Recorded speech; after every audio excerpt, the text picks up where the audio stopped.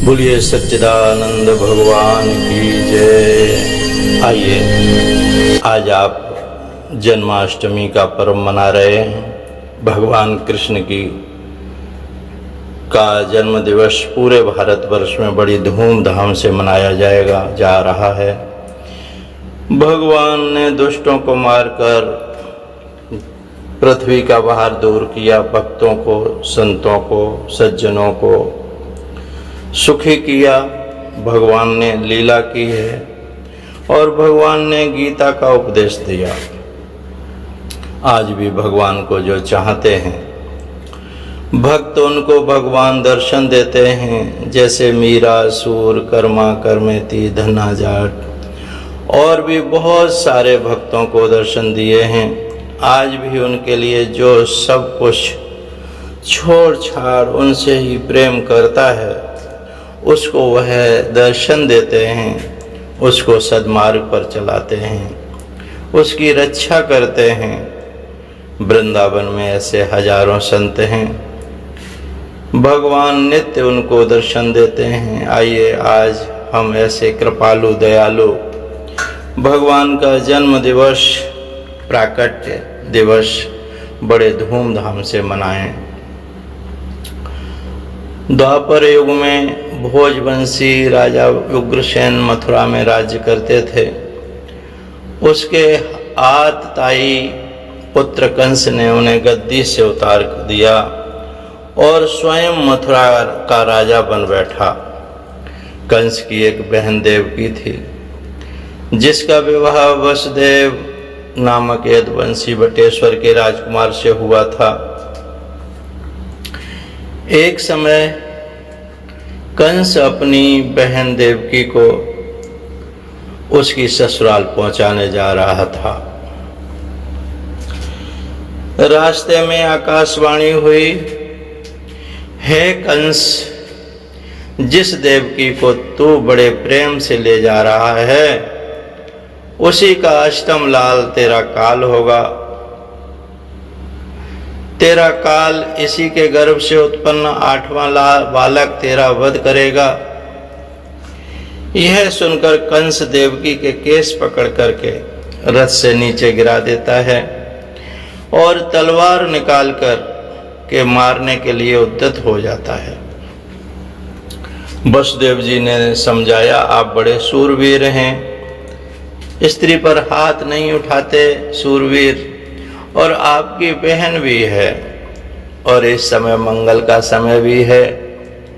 जब आप वसुदेव जी ने उससे विनय पूर्वक कहा, देवकी के गर्भ से जो भी संतान होगी उसे मैं तुम्हारे सामने ला दूंगा, बहन को मारने से क्या लाभ है। कंस ने वसुदेव की बात मान ली और मथुरा वापस चला आया। उसने वसुदेव और देवकी को कारागृह में डाल दिया। वसुदेव देवकी के एक एक करके 6 पुत्र हुए और 6 को जन्म लेते ही कंस ने मार डाला। 7वां भगवान के आदेश से योग माया ने रोहिणी के गर्भ में स्थापित कर दिया। अब 8वां बच्चा होने वाला था। कारागार में उन पर बड़े पहरे बैठा दिए गए। उसी समय नंद की पत्नी यशोदा को भी बच्चा होने वाला था। उन्होंने वसुदेव देवकी के दुखी जीवन को देख 8वें बच्चे की रक्षा का उपाय रचा। जिस समय वसुदेव देवकी को पुत्र पैदा हुआ, उसी समय संयोग से यशोदा के गर्भ से कन्या का जन्म हुआ, जो और कुछ नहीं, सिर्फ माया ही थी, योग माया भगवती। जिस कोठरी में देवकी वसुदेव कैद थे, उसमें अचानक प्रकाश हुआ और उनके सामने शंख, चक्र, गदा, पद्म धारण किए चतुर्भुज भगवान प्रकट हुए।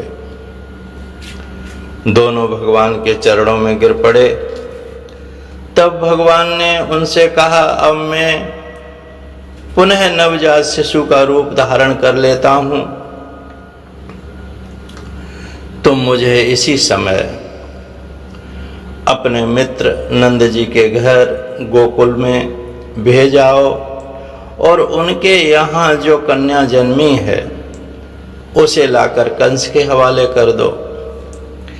इस समय वातावरण अनुकूल नहीं है, फिर भी तुम चिंता न करो, जागते हुए पहरेदार सो जाएंगे, कारागृह के फाटक अपने आप खुल जाएंगे और उफनती अथाह यमुना तुमको पार जाने का मार्ग दे देगी।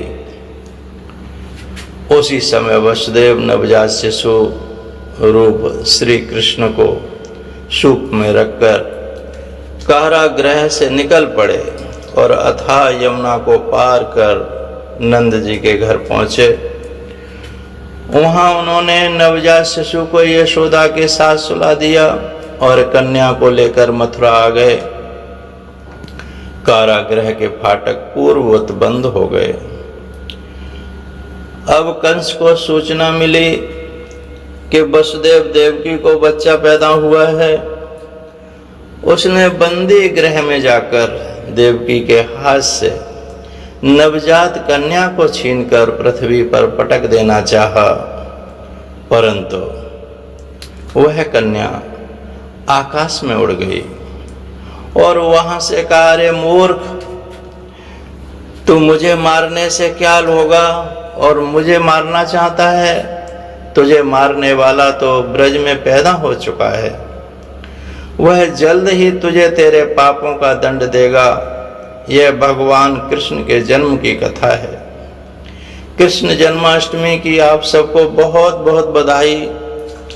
आप पर सब पर भगवान की कृपा बनी रहे, आपके जीवन में भगवान की अनुभूति हो, आप सबका भगवान के प्रति प्रेम बढ़ता चला जाए, क्योंकि भगवान ही सत्य हैं।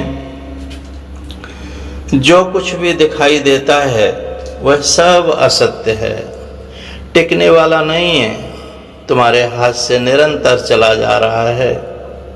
भगवान कभी आकर के जाते नहीं। जय श्री राधे, जय श्री कृष्ण, जय वृंदावन बिहारी लाल की जय, सच्चिदानंद भगवान की जय, सद्गुरुदेव भगवान की जय। सोहम सोहम सोहम।